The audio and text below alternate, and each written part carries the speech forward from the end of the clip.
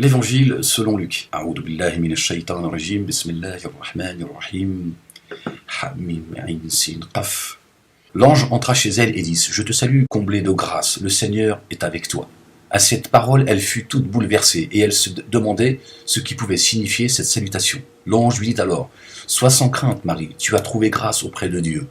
Voici que tu vas concevoir et enfanter un fils. Tu lui donneras le nom de Jésus. Il sera grand, il sera appelé fils du Très-Haut. Le Seigneur lui donnera le trône de David, son père. Il régnera pour toujours sur la maison de Jacob, et son règne n'aura pas de fin. Marie dit à l'ange: Comment cela va-t-il se faire, puisque je ne connais pas d'homme? L'ange lui répondit: L'Esprit Saint viendra sur toi, et sa puissance du Très-Haut te prendra sous son ombre. C'est pourquoi celui qui va naître sera saint. Il sera appelé fils de Dieu. Or voici que, dans sa vieillesse, Élisabeth, ta parente, a conçu elle aussi un fils, et on est à son 6e mois, alors qu'on l'appelait la femme stérile. Car rien n'est impossible à Dieu. Marie dit alors: Voici la servante du Seigneur, que tout m'advienne selon ta parole. Alors l'ange la quitta. En ces jours-là, Marie se mit en route et se rendit avec empressement vers la région montagneuse, dans une vallée de Judée. Elle entra dans la maison de Zacharie et salua Élisabeth. Or, quand Élisabeth entendit la salutation de Marie, l'enfant tressaillit en elle. Alors Élisabeth fut remplie d'Esprit Saint, et s'écria d'une voix forte: Tu es bénie d'entre toutes tes femmes, et le fruit de tes entrailles est béni. Oh, subhanallah, j'ai des frissons. Heureuse celle qui a cru à l'accomplissement des paroles qui lui furent dites de la part du Seigneur. Marie dit alors: Mon âme exalte le Seigneur, exulte mon esprit dans Dieu, mon Sauveur. Il s'est penché sur son humble servante. Désormais toutes les âmes me diront heureuse. Le Puissant fit pour moi des merveilles. Saint est son nom. Sa miséricorde s'étend d'âge en âge sur ceux qui le craignent. Déployant la force de son bras, il disperse les superbes. Il renverse les puissants de leur trône et élève les humbles. Il comble les bienfaits des affamés, renvoie les riches les mains vides. Il révèle Israël, son serviteur. Il se souvient de son amour et de la promesse faite à son père en faveur d'Abraham et sa descendance à jamais. Maintenant, si vous le permettez, j'aimerais vous lire la sourate 19, Marie. Cite dans le livre Marie lorsqu'elle se retira loin de sa famille dans un endroit à l'est de Jérusalem. Elle se cacha à leurs yeux derrière un écran. Et nous lui envoyâmes alors notre esprit. Jérusalem, c'est marqué entre parenthèses. Qui se présenta à elle sous l'aspect d'un parfait être humain. Elle dit: Je me mets contre toi sous la protection du très miséricordieux, si tu en as quelque crainte. Il dit: Je ne suis qu'un messager de ton Seigneur, ayant pour mission de te donner un garçon pur et béni. Elle dit: Comment puis-je avoir un garçon alors qu'aucun homme ne m'a jamais touché et que je n'ai jamais été une femme de mauvaise mœurs? Il dit: C'est ainsi qu'a dit ton Seigneur. Cela m'est bien facile, et afin que nous en fassions un signe pour les humains, et un effet de notre miséricorde. Et ce fut chose faite. Elle le conçut et se retira avec lui dans un endroit éloigné. Le travail de l'enfantement la fit venir au pied du palmier. Elle dit: Que ne fussé-je morte avant que cela ne fussé-je un objet digne d'oubli et oublié. Il l'appela au-dessus d'elle. Ne t'afflige point, ton Seigneur a placé au-dessus de toi un ruisseau. Agite vers toi le tronc du palmier, il laissera tomber sur toi des dattes bien mûres. Donc à quelle époque les dattes mûres, elles tombent. Mange donc et bois en toute satisfaction et quiétude. Et, s'il t'arrive de voir quelqu'un d'entre les humains, dis: Je fais vœu de silence au très miséricordieux, et je ne parlerai aujourd'hui à aucun être humain.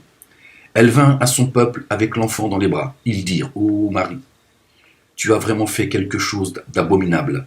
Ô sœur de Aaron, ton père n'a jamais été un homme licencieux, et ta mère n'a jamais été une femme aux mœurs légères. Elle leur désigna du doigt. Ils dirent: Comment parlons-nous à un enfant au berceau? Il dit: Je suis esclave et adorateur de Dieu. Il m'a apporté le livre et a fait de moi un prophète. Il a fait de moi une bénédiction là où je me trouve et m'a recommandé la prière et l'aumône légale tant que je serai vivant. Plein de piété filiale pour ma mère. Il ne m'a nullement fait un violent misérable. Salut à moi le jour de ma naissance, le jour de ma mort et le jour de ma résurrection. Ya Allah, ça me donne des frissons, subhanallah al-azim. Tu te rends compte? C'est magnifique. Allahu Akbar. Allah, Sillah, subhanallah. Ah, Jésus, Marie, c'est... Ya Allah, subhanallah. C'est fou. Salut à moi le jour de ma naissance. Allahu Akbar. Le jour de ma mort, le jour de ma résurrection. Subhanallah. Allah. Tel est Jésus, fils de Marie. C'est là le langage même de la vérité qui fait l'objet de leurs doutes. Il ne convient nullement à Dieu de s'attribuer un enfant, gloire et pureté à lui. Quand il décide une chose, il suffit de dire « soit kun » et elle devient « kun fayakun ». Dieu est mon Seigneur et le vôtre, adorez-le humblement. C'est là une voie rectiligne. Je voulais vous lire Luc et la sourate 19 pour que vous fassiez la corrélation et pourquoi Dieu nous renvoie à partir du Coran aller lire la vie de certains prophètes et messagers où Dieu n'a pas détaillé toujours leur vie. On les trouve justement soit dans la Torah, soit dans l'Évangile. Marie, celle qu'il a élevée au-dessus des univers. Au-dessus des univers. Subhanallah al-Azim. Il prend comme exemple le chemin qu'a pris la femme de Pharaon, en suivant les pas de Marie. Dieu fit un exemple de ceux qui ont cru en la femme de Pharaon. Allahu Akbar. Quand elle dit « Seigneur, construis-moi auprès de toi une maison au paradis. Sauve-moi de Pharaon et de ses agissements, et sauve-moi de la gente injuste. » Elle est un exemple. Elle était aux côtés d'un puissant, riche, qui gouvernait, c'est la femme qui a préservé le Verbe de Dieu. L'homme, il est là pour le porter, et la femme pour le préserver. Qu'est-ce qu'elle fait, la femme de Pharaon? Qu'est-ce qu'elle fait? Elle se libère de ce monde. Elle a acheté son bâton, elle a dit « Moi, je veux un palais à tes côtés, Seigneur. Seigneur et maître des mondes. Moi, je veux un palais à tes côtés. Libère-moi de Pharaon, libère-moi de tout ça, de ce monde des injustes. Mets-moi sur les pas de Marie, celle à qui tu as préservé son ventre et tu as mis son verbe. » C'est ce qu'elle demande, la femme de Pharaon. Tiens. Heureux celui qui a cru. C'est ton royaume que je veux, Seigneur. Je veux le royaume des cieux, pas de la terre. D'accord ? Et Dieu, il a dit, mon verbe, je vais le préserver dans le ventre de la femme. Il a mis l'équilibre. D'accord ? Et il a préservé son verbe dans le ventre de la femme. Il a équilibré la chose. Chacun son rôle. La femme, elle préserve sa demeure. Elle prépare sa demeure pour la demeure prochaine. Elle dit à sa famille, ses enfants. Elle préserve la parole de Dieu, l'essentiel. Et l'homme, il apporte haut et fort.